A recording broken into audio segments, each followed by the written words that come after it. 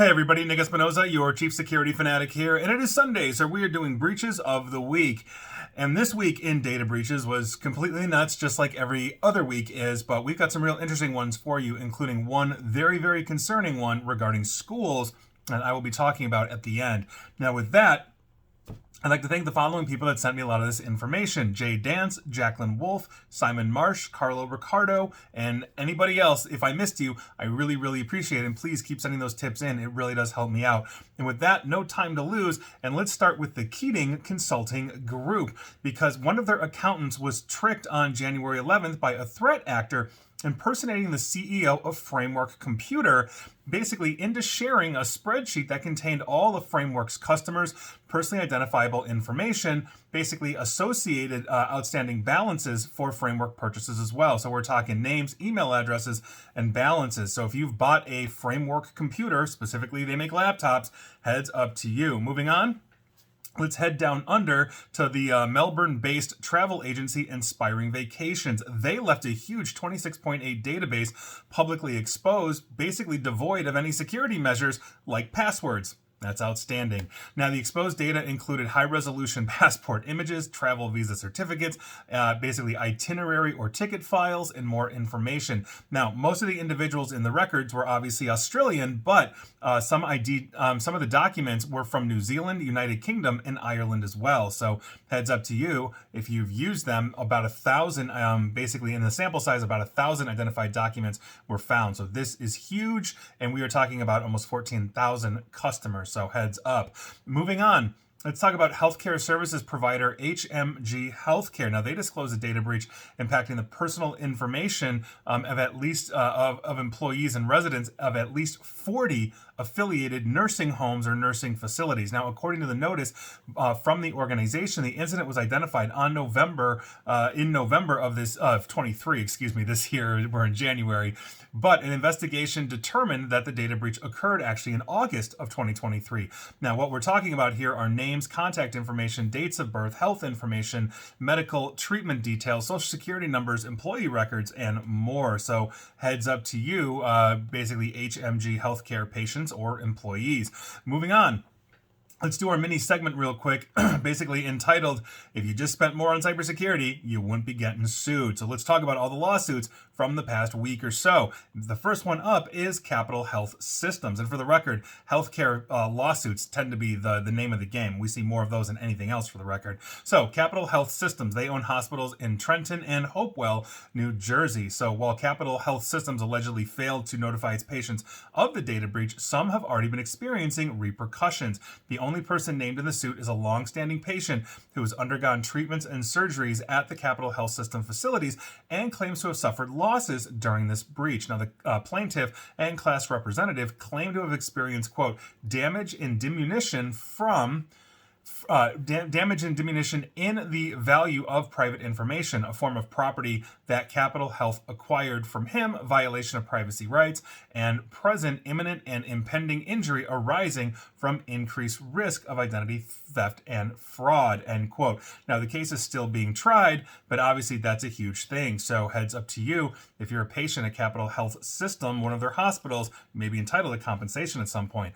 Moving on, let's talk about Integris Health. Now, two federal lawsuits have been filed against Integris over a recent data breach. Now, the lawsuits claim that cyber criminals responsible for the breach have already begun, quote, directly extorting victims, end quote. That's right.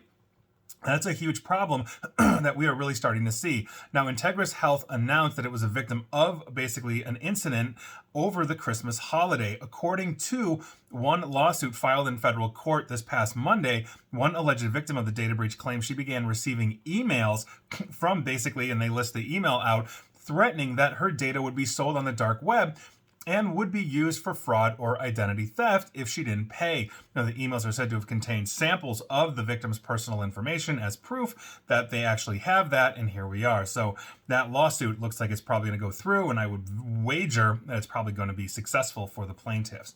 Moving on.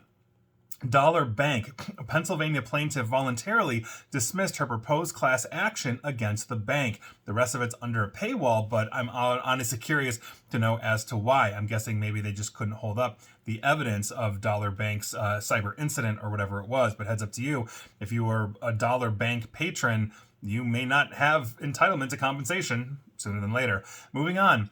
Refuah Health Center in the state of New York. Now, they have now committed to investing $1.2 million to enhance their cybersecurity measures and will also pay $450,000 in costs and penalties.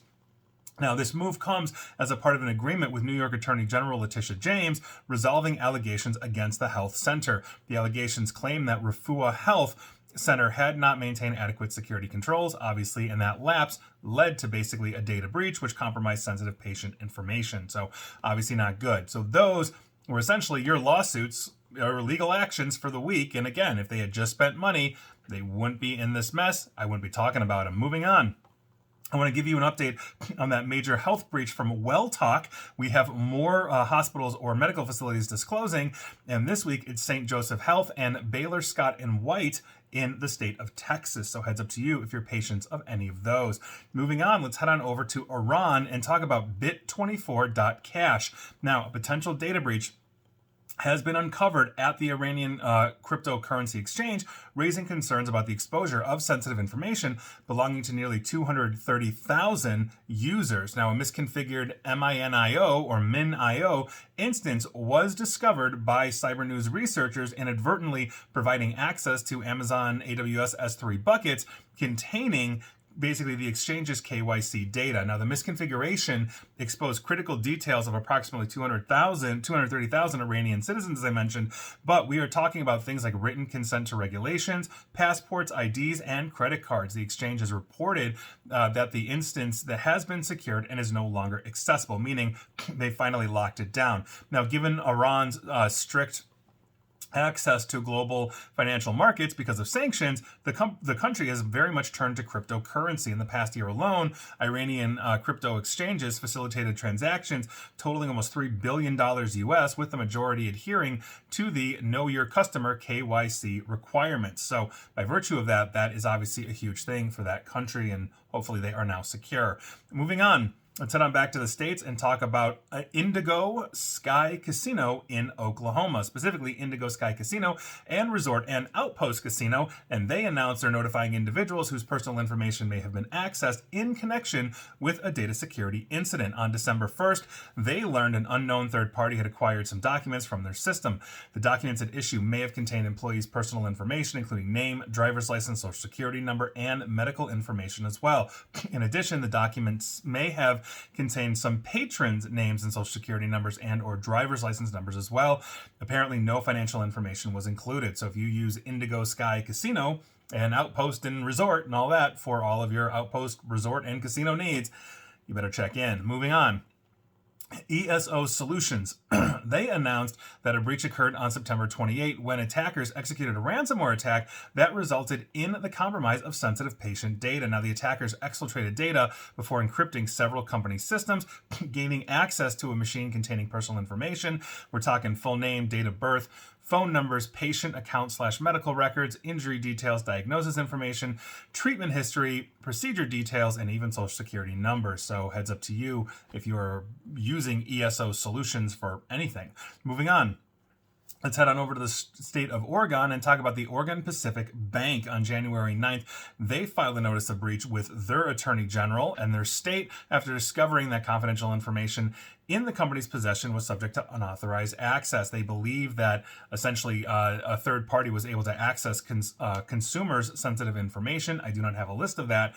They have started sending out notices, so heads up if you use Oregon Pacific Bank for all your banking needs. Moving on, let's talk about Consensio Health. Apparently one word. On January 4th, they filed with HHS after discovering that portions of their computer network were encrypted as a result of a ransomware attack. Now, in that notice, basically, they say that name, social security number, address, dates of birth, driver's license, and medical information was exposed. Upon completing their investigation, they've started sending out notices to those affected as well. Moving on, let's head on over to India and talk about one of their largest internet service providers known as Hathway. Now, an attacker operating under the name Dawn of Devil has recently leaked a database alleging to be associated with Hathway, formerly known as BITV Cable Networks, and officially named Hathway Cable and Datacom Limited. Now, Hathway is, as I mentioned, one of the leading Indian internet service providers and cable television services for the entire country. Now, in their post, the notorious breach forums where the database was leaked, the attacker disclosed that the data breach took place on December 23rd after they managed to breach Hathway's defenses by exploiting a security vulnerability essentially in their content management system, and essentially was able to gain access. The attackers shared two links.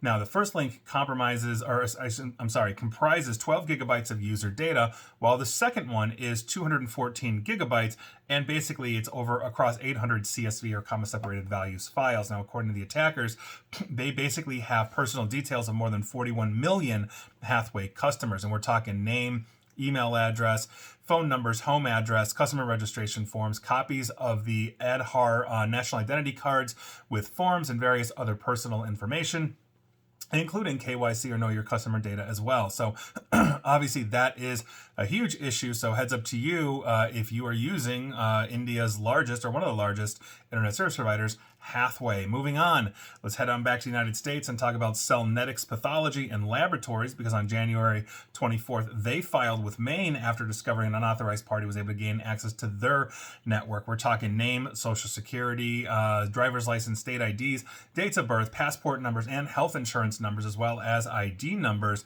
essentially were part of this. Cellnetics began sending out notices as well. MedJet is up next, because in January, MedJet and MedJet Assist basically filed with Massachusetts after discovering that information that they had entrusted to a third party essentially was subject to unauthorized access. I do not know who that third party was, for the record.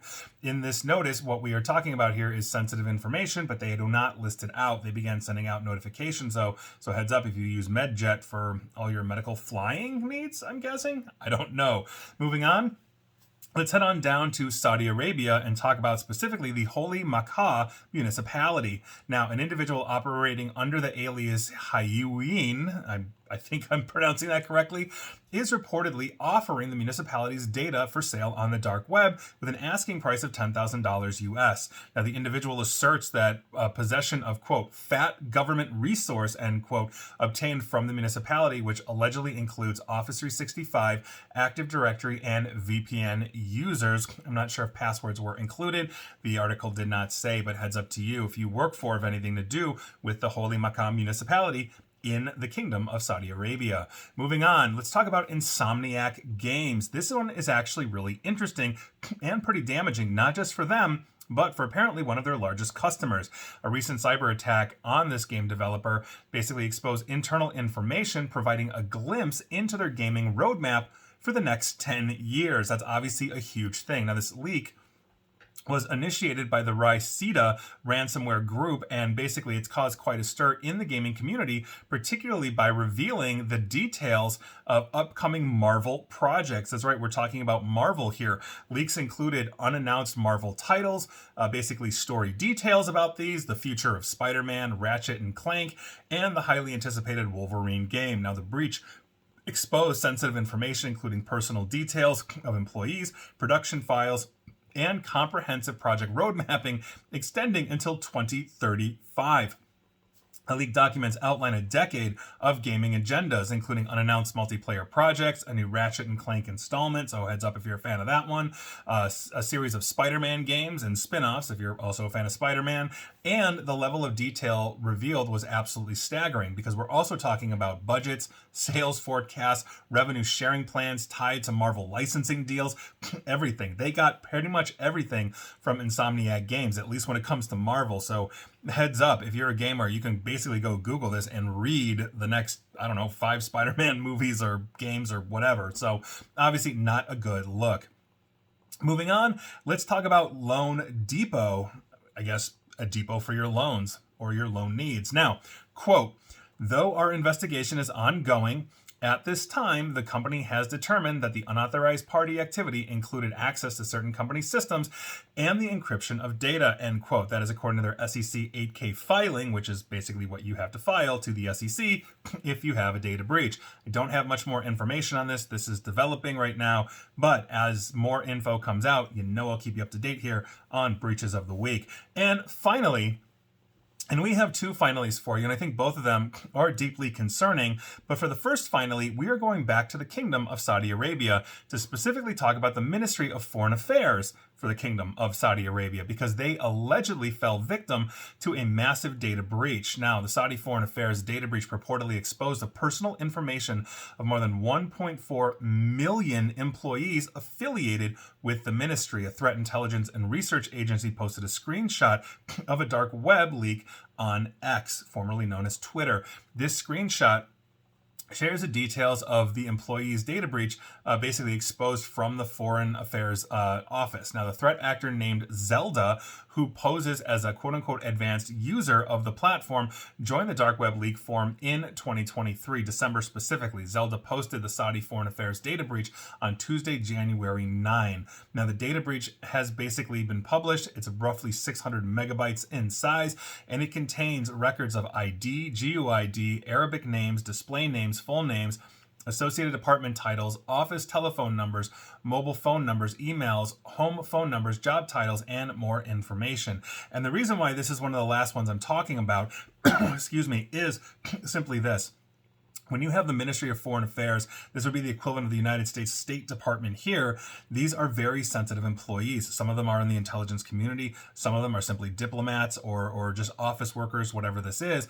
But what this does is it gives an advantage to potential adversaries of the country to basically understand how the foreign ministry works, and potentially how to target any of their employees or members of their foreign ministry staff. So this is a very serious issue, as it would be for any country. I don't care if you like or hate Saudi Arabia or like or hate any other country. This is a very damning thing for 1.3 million, I assume, mostly Saudi citizens.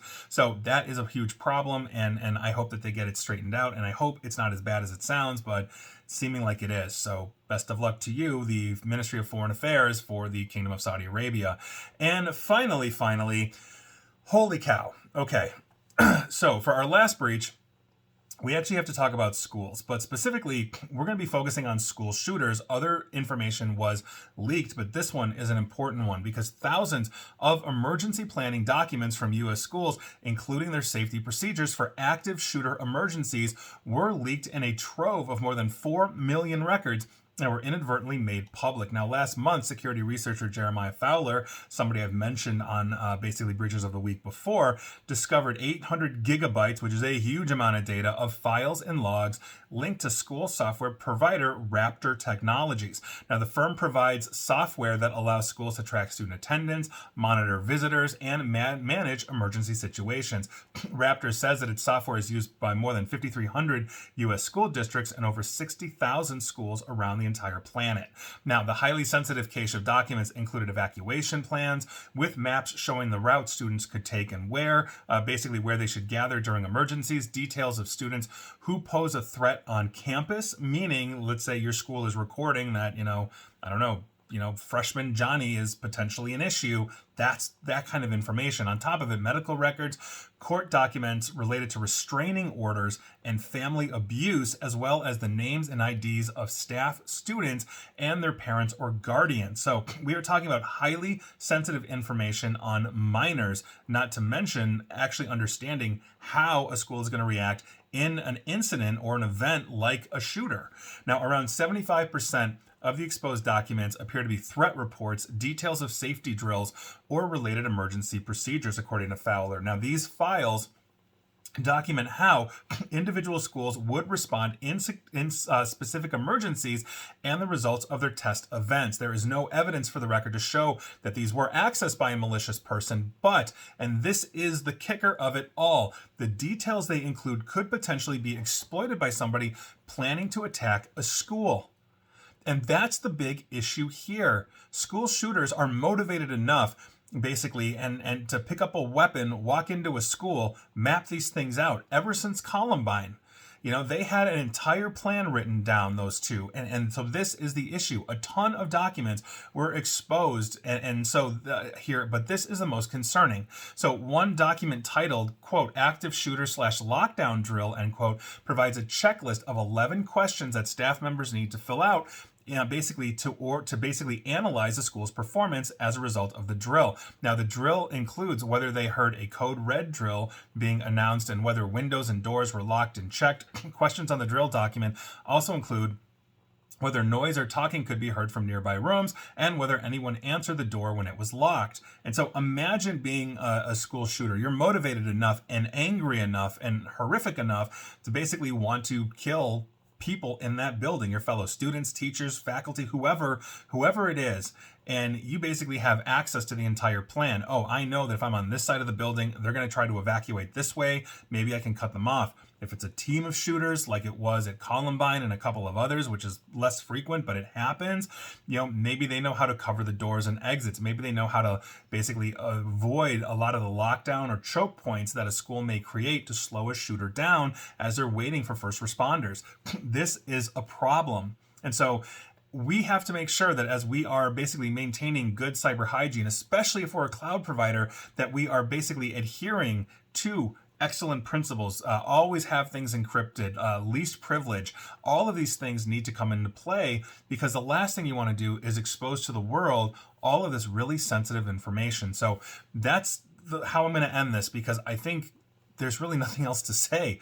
We have a problem here in the United States, and there are other countries that have this, but not nearly at the level that we do, of school shooters. And our response is basically active shooter drills to try and protect our kids, when, quite frankly, I think we could be doing a lot more. Now, I'm not getting into that debate right here, but the point is that we need to do something. And the way it's going, we're just going to end up with more dead kids. And so I think that really has to have an open and honest debate, and even we don't have to be yelling at each other and prone to hyperbole, which ends up devolving a lot of these situations when you're just trying to have an open and honest conversation about the possibilities of what to do here. So I'll leave that with you. That's your food for thought. Those were your breaches of the week. Were you affected? Let me know. And please like, share, follow me here on Facebook and Twitter at NickAESP. And please feel free to subscribe to me at YouTube as well. And as always, stay safe, stay online, and please attempt to stay private. Thanks, everybody.